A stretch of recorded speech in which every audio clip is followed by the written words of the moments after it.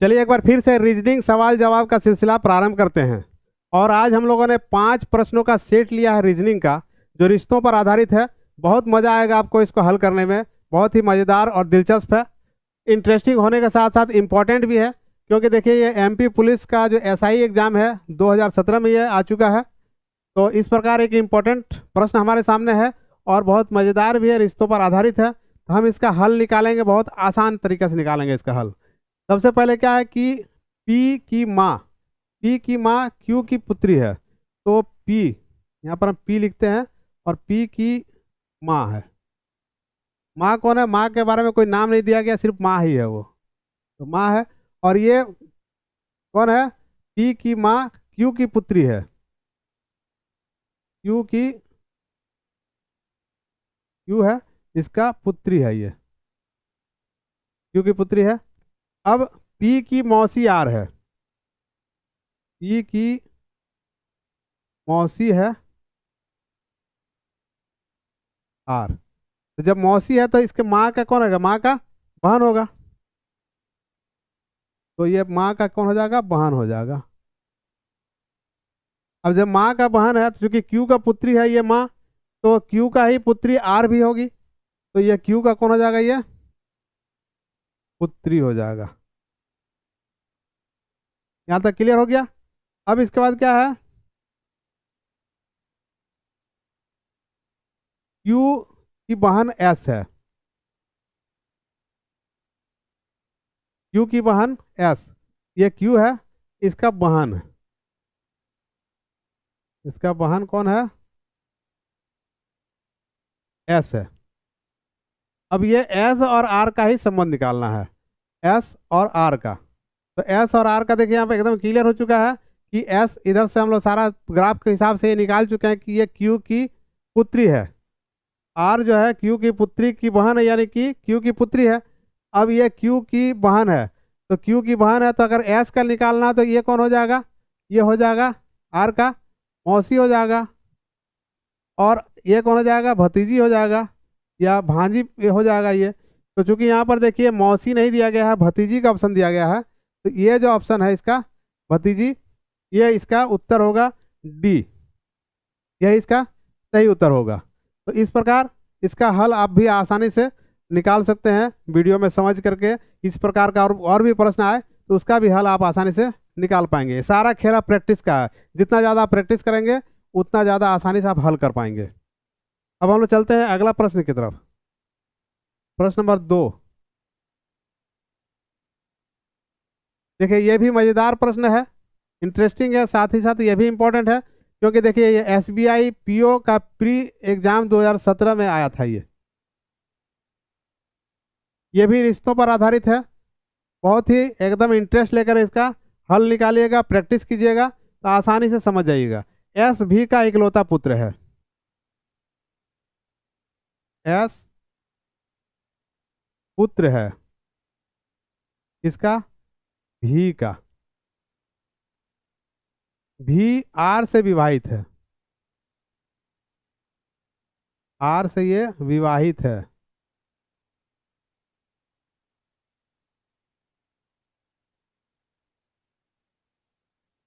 यहाँ पर male female clear नहीं किया गया, चूंकि ये दोनों विवाहित है और इसका पुत्र है एस, तो एस यहाँ पर मेल है। ये क्लियर हो गया, एस मेल है। अब दूसरा क्या है इसके बाद आगे? भी आर से विवाहित हो गया। एम आर की पुत्री है। आर का एक पुत्री है एम। एम आर की पुत्री है। आर ए की दादी है। अब यहाँ पर देखिए ए है, इसका दादी है आर।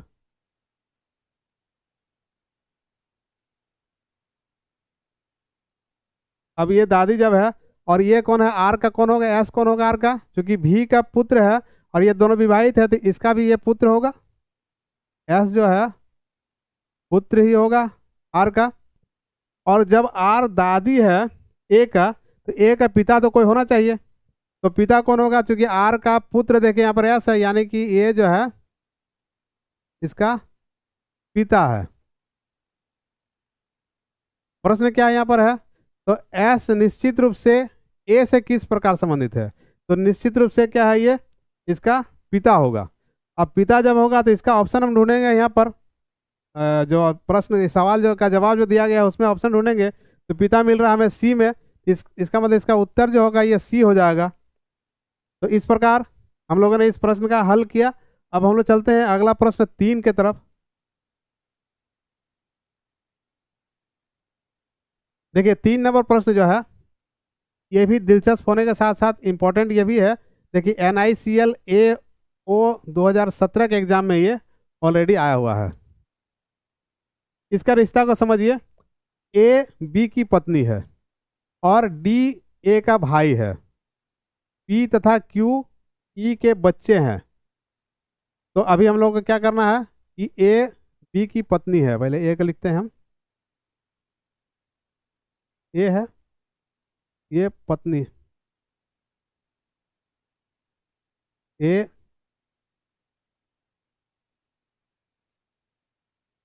ये पत्नी है बी का। मतलब यहाँ पर क्या है कि ये मेल है, ये फीमेल है। ये पत्नी क्लियर हो जा रहा है। ए बी की पत्नी है, डी ए का भाई है। अब क्या है, ए का भाई यहाँ पर जो है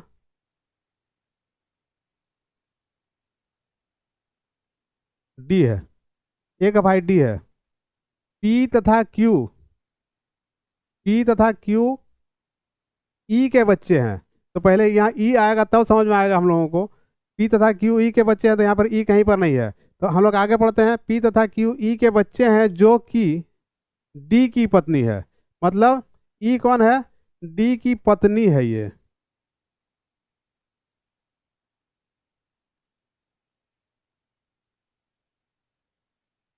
ये डी की पत्नी है,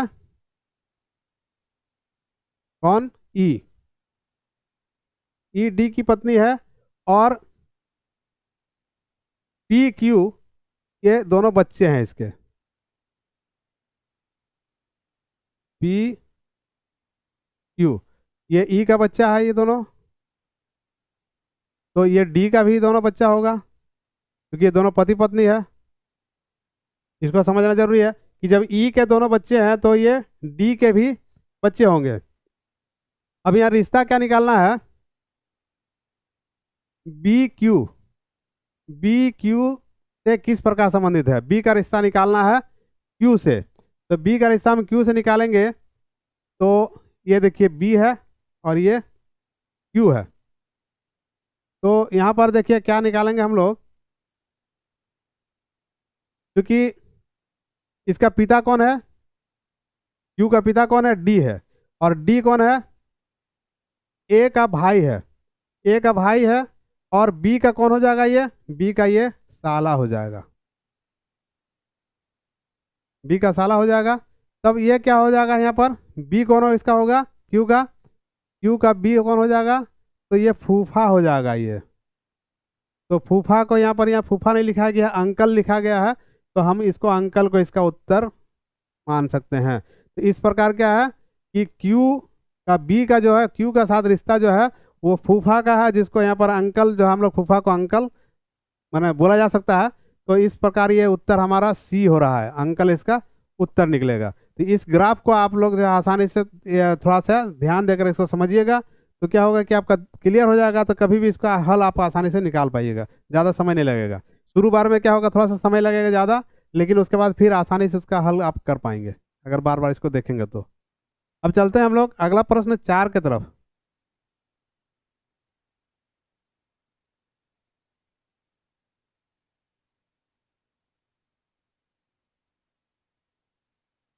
देखिए ये भी जो है इंटरेस्टिंग होने के साथ साथ इम्पोर्टेंट है, क्योंकि देखिए ये SSC 10+2 2010 के एग्जाम में ये आ चुका है और ये भी रिश्तों पर आधारित है। अब हम लोग रिश्तों को थोड़ा सा यहाँ ग्राफ में लिखते हैं। एम पी का पुत्र है, एम पुत्र है पी का, एम पी का पुत्र है और क्यू पौत्री है ओ की। तो क्यू पौत्री है ओ की, तो अभी क्या है, यहाँ पर हमारा ना तो ओ ना क्यू, दोनों में से कोई नहीं आया है। तो पहले हमें इसके बारे में समझना पड़ेगा कि इन लोगों के साथ क्या रिश्ता है। तो क्यू पौत्री है ओ की, जो पी का पति है, यानी ये ओ के बारे में बताया जा रहा है। ये कौन है? तो पी का पति है, पी का पति है। कौन है पी का पति? ओ। अब यहाँ पर कहा जा रहा है कि ओ जो है पी, क्यू जो है ओ की पौत्री है, क्यू पौत्री है ओ की। तो यहाँ पर हम लिखेंगे क्यू, और ये कौन है? पौत्री है, ओ का पौत्री है ये। तो अब ये ओ का पौत्री है, तो इसका पिता कौन है? तो देखिए यहाँ पर क्या है कि जब पी जो है, पी का पुत्र है एम और पी का पति है ओ, तो ये ओ का भी पुत्र होगा, ओ का भी ये पुत्र होगा एम। और तर्क के हिसाब से, चूंकि ये तार्किक प्रश्न है, तर्क के हिसाब से जब इसका पुत्र, इसका बेटा, ओ का बेटा एम है और बेटा का बेटी को पौत्री कहा जाता है, तो निश्चित रूप से यही इसका बेटी होगी। और इसका रिश्ता क्या होगा, यहाँ पूछा क्या जा रहा है कि एम का ओ से क्या संबंध है, संबंध एम का पूछा जा रहा है, तो ये पिता होगा। एम कौन है? क्यू का पिता है, और एम का पिता कौन है? ओ है। तो यहाँ पर हम लोगों का जो सही उत्तर जो होगा ये पिता होगा, डी जिसका ऑप्शन है। हम लोग डी को हम लोग उत्तर में हम लोग लिखेंगे। तो यही इसका, इस प्रकार इसका जवाब है। अब हम लोग चलते हैं अगला प्रश्न की तरफ, प्रश्न नंबर 5। और ये प्रश्न नंबर 5 भी बहुत ही इम्पोर्टेंट है। ये भी एसएससी सीजीएल एग्जाम 2010 में आ चुका है। अब यहाँ पर देखिए जो प्रश्न दिया गया है, रिश्तों का प्रश्न है, इसे हमें किस प्रकार से हल करना है। दिमाग में लोड नहीं लेना है, मजा लेकर के हल करना है। सबसे पहले क्या है कि एक्स और वाई, एक्स और वाई क्या है? दोनों आपस में भाई भाई है, दोनों भाई है। और आर वाई का पिता है, आर वाई का पिता है। तो जब वाई का पिता है तो एक्स का भी पिता होगा ये, दोनों भाई है तो दोनों का पिता होगा ये। ठीक है। अब यहाँ पर क्या है कि एस टी का भाई, एस टी का भाई और एक्स का मामा है। तो एक्स का मामा कौन है? एस। एस को लिखने पर हम, एस कौन हो गया? मामा हो गया एक्स का। टी इसका बोला जा रहा है कि टी कौन है? टी का भाई है। एस जो है टी का भाई है, टी है।